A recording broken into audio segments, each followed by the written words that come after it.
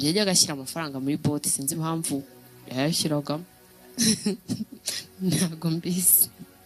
Bakambwira ngo papa ari he, ngo washyira amafaranga muri bote. Ubwo uko baje batwirukankana basahuye iwacu barimo barasenya, ndimo ndabona ibivumbi hejuru. Noneho interamwe z'abantu ntago tuva hano mutabazanye. Uwo mugabo yitwaga Kabasha akajya avuga ati ko ndayambaje yampaye inka, ubu koko mwambabariye ko aricyo kintu namwitura nkasigarana byibuza aka kana. Baravuga ati oya bose baze hano.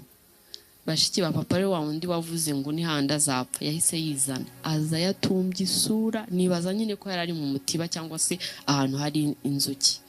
Aza yatumbye isura yirahaza ati ndahageze mumfate. Muri umunawe nawe baraje. Ubwo nta twese duhagarara hagati, haza ibitero simbyibuka. Papa ejo undi niwambwe ngo bari nk'abantu 1000 kuko papa yagumye yihisha. Baratubwira ngo tugende kwa sogokuru ngo niho bari buduhishe. Kabasha aravuga ati murabizi neza ko aba bana muzabahisha kuko